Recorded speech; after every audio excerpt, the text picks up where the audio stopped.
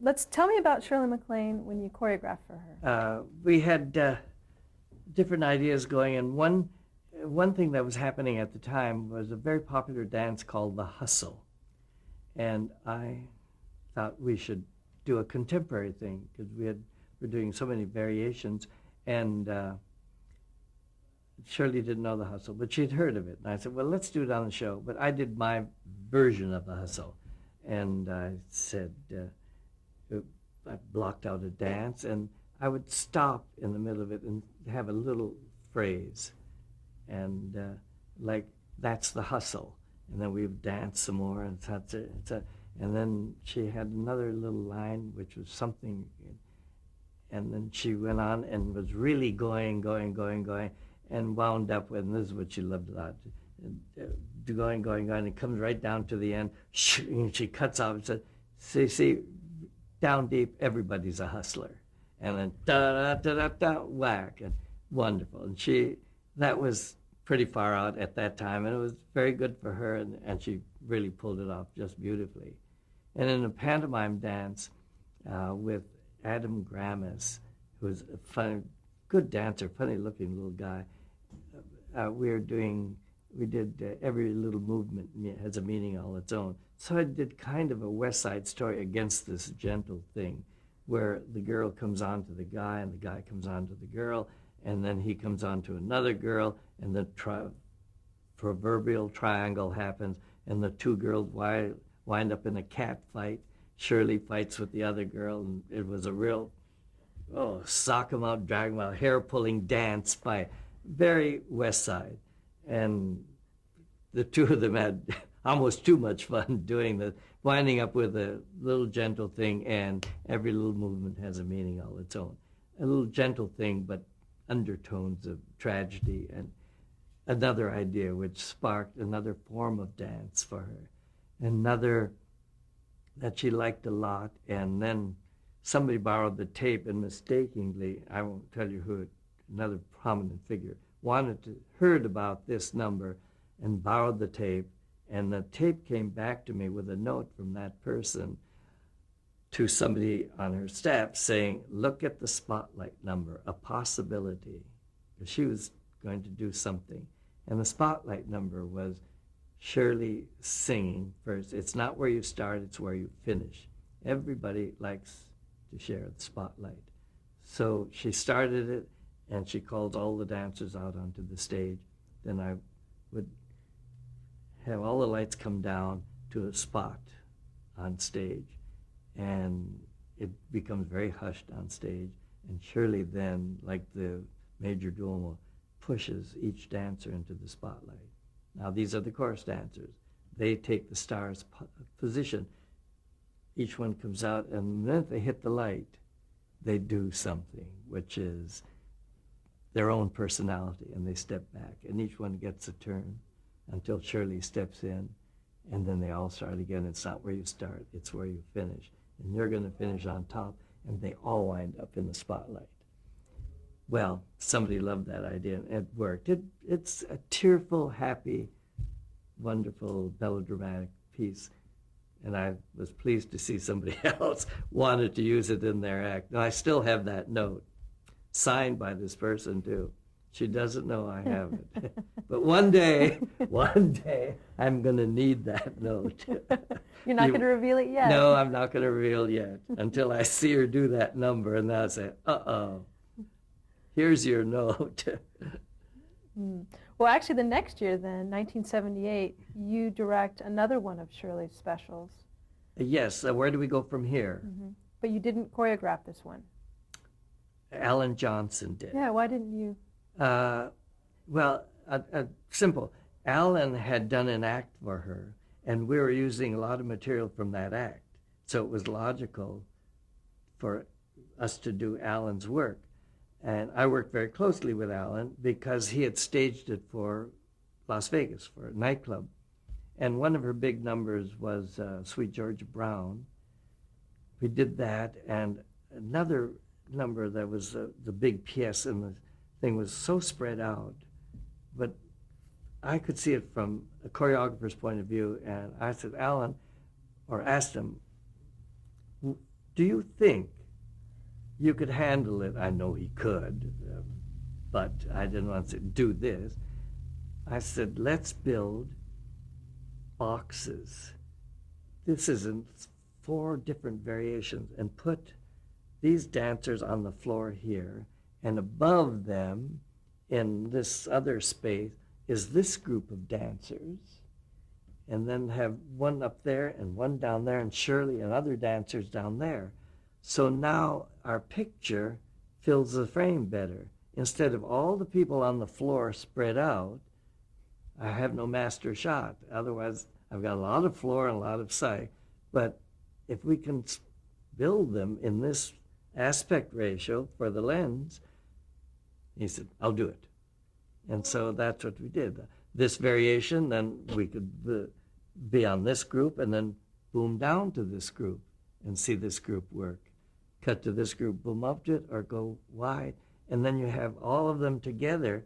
So when you see the counterpoint, you can see it because it's not so far back. And that's how we worked with the choreographer. And he loved it, and so did Shirley love it. When we saw the result, that's better. But difficult to do it on the stage because then you have to go on to the next number and say, how do you strike all this? But for TV, let's use it for the camera. So that's how I work with the choreographer. So how do your 2 styles, they obviously did well on this show. I mean, how do they compare in general, though? Is his style a lot different than yours? He dances differently from me, but we still do pirouettes. We still do turns. Many developes and things are the same no matter in what combination you do them. So there are certain limitations the body can do, and you're bound to cross over somewhere. But in that same show, we did, George Slaughter produced that show, and we had a sketch that just wasn't working. When George said, we have a problem with that sketch. It's just not working, isn't it? I said, I think it sucks. I hate it. And so he said, we have to come up with something else. So he said, what about Shirley doing the stripper? Then we discussed it further and said, she's an old lady doing the stripper. She's an old lady at home doing her stripper. She's an old lady at home preparing her lunch, doing dancing to the stripper. And she's in a retirement home.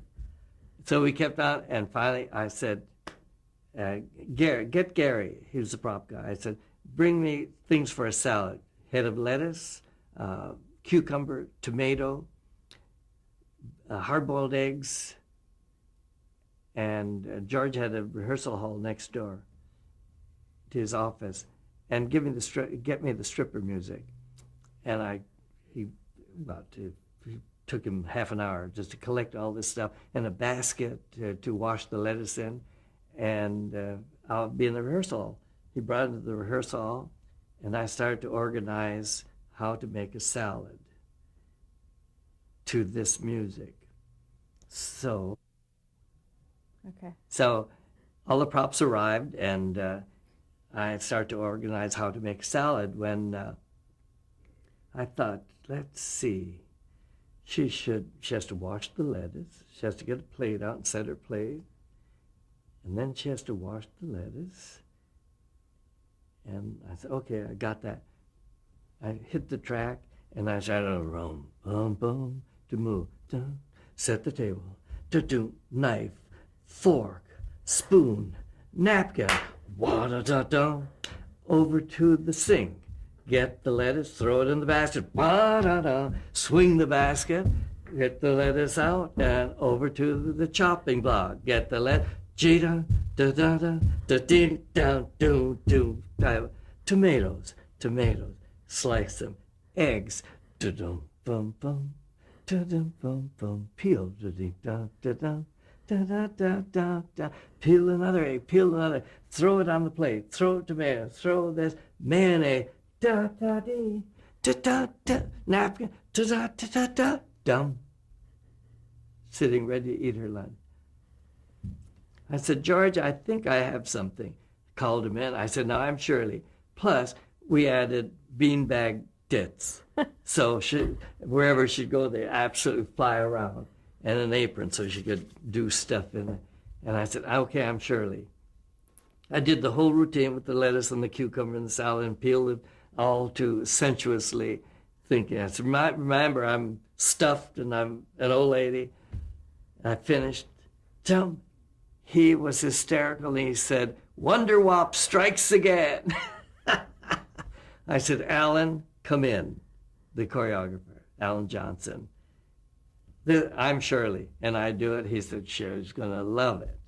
Shall I teach it to her? I said, no way. I'm going to teach it to Shirley. Shirley was due in, 15 minutes or so, and I said, Shirley, come in.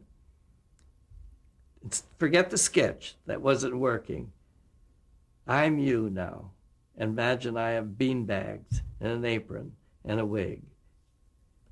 Track. And I did it. Dum, da da dum dum, la da dee, wow wow wow wow. I had the prop, did it, sat down. She said, "My God, that is funny. How does it start?" Within minutes, she knew it. There was no word spoken, just a pantomime dance. She picked it up like that. Amazing. I kind of walked with her to go through all of that, but her mindset got it immediately. And when she did, she would break herself up doing it. When I mentioned it, we still laughed. She said, wasn't that funny? I had to go in the dress rehearsal because she had all the... Oh, she had all of that. I tell you, she had the whole crew. Everybody was Shirley, because she destroyed Shirley MacLaine. She became this person making her salad for lunch. Oh, it's funny. So you only did 2 specials with her? 2 specials. But I also did, on Dinah, she appeared several times, and we did a cha-cha-cha that stopped the show in very long, tight tube dresses, so they couldn't move anywhere except their feet and hands and such. And that became another showstopper for Shirley and Dinah. And then she appeared, I think, on a Comedy Hour, and that was the first time I worked with Shirley on a dance number with her friend Paul Godkin. And that's how we got to know each other more and more on one of the Comedy Hours I had done years before. She was making her first television appearance. And I knew her friend Paul Godkin. He said, Shirley's going on. And I forgot who the choreographer was for that show at the time. It was an early one. And he said, I think you should do Shirley's number. And that's how I got in to meet Shirley. That's great. So we continue, and we're still friends. She's coming Saturday. She's coming Saturday. In fact, last year when she came, the doorbell rang. I answered the door. It was Shirley. I looked at her so surprised. I said, you're the first one, Shirley. She said, ha, I bet you thought I wasn't coming. I said, well, no, I thought maybe you'd come. She said, you know what? I'm going to be the last to leave, too. And she was. So I don't think she'll be the first this year. Well, we're going to switch gears a little bit because you have done so many different things. And one of those I know that you've done is the People's Choice Awards. Mm-hmm. I did those for Bob Stivers and his Circus of the Stars. Yeah. Many years with circus. So you directed and choreographed for both. Mm-hmm. Tell me what it's like to do an award show. Different from, to me it wasn't in a way as much work as choreographing an entire musical like Gypsy in My Soul or Mitzi Sings into Spring, because everything is movement. If I can digress for a second, even when I was doing Gypsy in My Soul in New York, I passed by an office in that old milk building on 59th Street, I think, or 57th Street in New York, and there was CBS people and the producer and Fred Rappaport and some other people in rather an intense discussion. And I thought, I got bad vibes. I said, something's not right in that room. And I was not invited in. So I invited myself. I walked in. I said, hi, everybody. It was Tony from CBS and all these people I knew from CBS people. And I said, everything all right in here? They said, well, Fred then spoke, said, we're having a little trouble with the script. I said, really? How do you mean? They said, well, the script's awfully light, don't you think? I said, it's more than awfully light. Shirley has a little something to say in the beginning and then a little something to say when Lucy arrives. Other than that, if you want to see the script, you'd better get your butts into the rehearsal hall and see where the show really exists. The script, as you see it, are numbers. Those mean bar counts. In each of those bars, something is happening rather dynamically and very interestingly. And you have to see the blood that's left in that rehearsal hall. You can't judge a script by those empty pages with numbers on it. I never heard from them again. I walked out of that. How can you say the script is a little slight? There is none. Shirley just has to say, see those dancers in there? I used to be one of them. They're chorus dancers. That's it. Lucy, wonderful to have you here. They sing and dance. The rest is choreography. Gypsy and myself, the chorus dancer, they don't talk. They dance. They'd never seen a script like that. And of course, my pleasure when we win everything. Mm-hmm. Yeah, that one year you did with a win. very slight script. But you made up for it in dancing. Yes. Well, so the award shows obviously had people presenting awards, Yes. and then you had basically small sections. And the award show are the same as are happening right now. People come on, they tell you what the categories are, and then they present an award. And then sometimes we'd have a dance number, but not often on those. So it was mostly calling shots and cueing shots and doing that. So it's totally different from a dance show. And it's not live. Was it live that you were Mhm. doing it? So you're still dealing with live television. Mhm. Just like those award shows and the People's Choice Awards are still going on live. Circus of the Stars, though, was not live because you couldn't possibly get all that rigging up and down and have it shot live. I enjoyed doing those, though. How many did you do of Circus of the Stars? You know, I've never counted. Many? Many. And many wonderful people on it. Once when Whoopi came on as one of the ringmasters, and she had to talk about a high wire act, and I had the camera at a low angle so I could see her and what she was talking about. And I had her up on an elephant drum so she could be high enough off the floor. When she came in to do her bit, and I was out on the floor just to rehearse it with her, and she said, camera's not going to be shooting me down at that angle, is it? Ugly. And I said, Whoopi, turn around. And I said, see those people way up there, 90 feet in the air? That's who you're talking about. Now, I could do it two ways. I could shoot you, and then I could cut to them, but I would never see the relationship of you talking about them way up there, nor would I know how high they are, unless you're in the shot, so I can see the relationship of the two of you. It won't be a close-up. Them people up there, that way up there, that's who I'm talking about. I said, yeah, and you're down here. She said, take the shot. Absolutely. As long as she could see, rather than in two cuts, she knew she had to be in the shot. So it was fun. People know why it has to be, then they come along just fine. How long did it usually take you to tape a show? I think we did a 4-day shoot on Circus, at least 3. But the actors were training prior to. Oh, yes, they would train all summer. They would be in training at least a month, especially the high wire, the flyers. And the high wire, they always started training early. Well, I know in 1979 you directed one, and Sammy Davis Jr. was on that. Mm-hmm. Jerry Lewis, Betty And White. Sammy also came several times because he was on a Lou Rawls special I did, and he came to Julie Andrews, and we did If I Were a Rich Man with Sammy Davis on the Julie Andrews show. So these different celebrities I've worked with have bounced back and forth on different projects I've been on. So, And Diane Carroll has been in several things, and Eliza Minnelli were on an Anthony Newley special I did with Diane Carroll. Funny thing with Anthony Newley special, we had a black tie audience for the taping of that, and Diane Carroll turned to do her solo.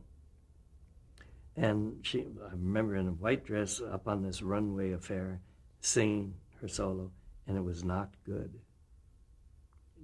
She just didn't do it well. And I thought, in the booth, they're all going, geez, that's not very good. That's not Diane. And I needed another take. Now, how do you tell somebody they were stunk on that take? So I just flipped my switch and said, Diane, all of us in the booth just loved that song. We just thought you did such a wonderful job. Could we have it again? She said, oh, I would love to sing it again. And so that's how I got my second take, and she did it, and she was glorious. And when I remind her of that, she said, oh, I thought, how am I going to get that? She thought we'd stop and tape it at the end of the show, but then I wouldn't have an audience, because the minute the show's over, they go. And I wanted an audience out there for her song. So we got around it that way. So as they say, there's several ways, more than one way to skin a cat. So where were we? Well, we were having fun just reminiscing. It goes on, doesn't it? Yeah. So, well, your style, you just made me think of something. What's your demeanor on the set as a director? It comes from when I was dancing on Broadway. A certain choreographer who was very good to me shouted.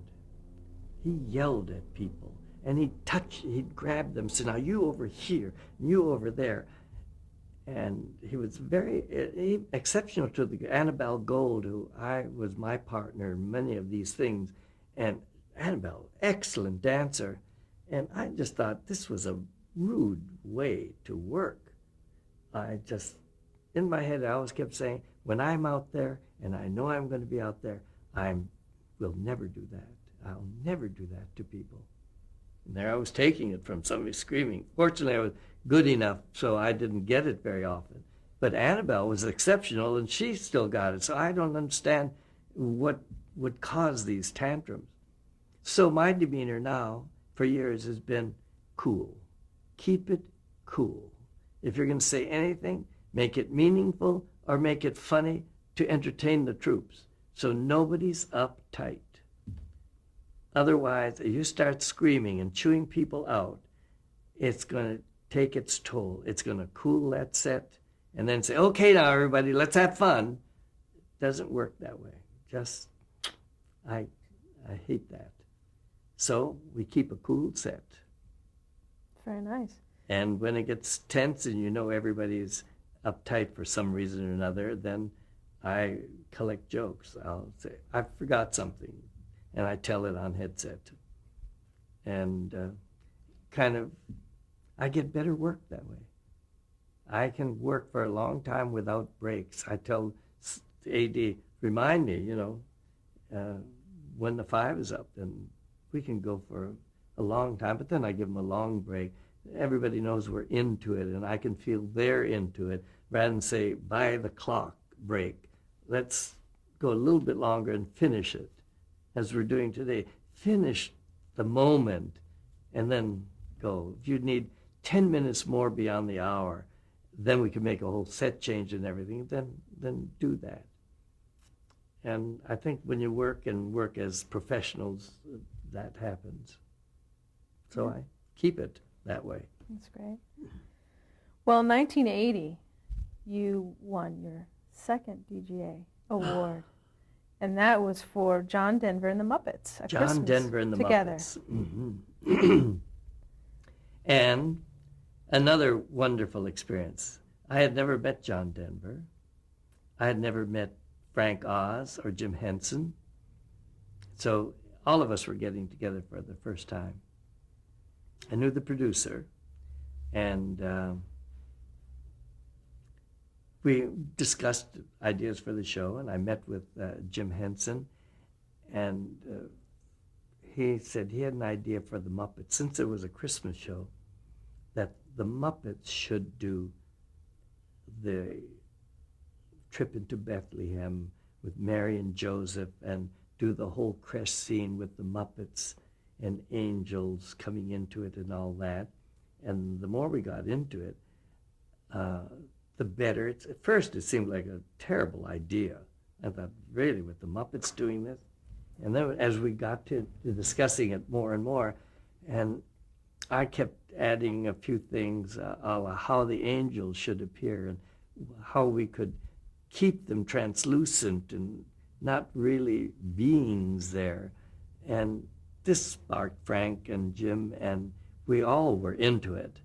And when we put it together and so carefully done, it became an excellent, excellent piece. And John Denver is a Muppet. So when he worked with them, you know, it was hard to tell that there was a great separation there. And his empathy for the Muppets was just excellent. I mean, we had a stage full of people. A couple of them were live, like John. And then scene in the dressing room with Miss Piggy was funny because she had to move from a chaise. She had to pick up a phone and talk, and all of this is very tricky. So Frank and I didn't go during lunch break. We stayed and worked on all the moves and camera angles and such for Miss Piggy, and could she get here and could she get there to do all of this dialogue. And it was my first time working with all of them. And I enjoyed it tremendously. So we had worked this out, and then we came to rehearse it on camera afterwards, and this is a line from Miss Piggy, when Frank had forgotten one little staging thing that she's talking to one of the Muppets, I forgot which one, when I interrupted the rehearsal and said, Miss Piggy, instead of speaking directly to him on that speech, would you toss that line over your shoulders, turn toward camera, and just toss those lines at him. Don't look at him when you're talking. Just throw them at him. And she's on camera like this looking at me. And she turns to the character and said, "What's the director's name?" And he said, "It's Tony. His name is Tony." Miss Piggy turns back to me and said, "Anthony, you're treading on thin ice." Oh dear, she goes back, and she does. She turns front and throws, Frank knew we decided she should do this and toss her curls while she's talking toward camera, and he's over her shoulder.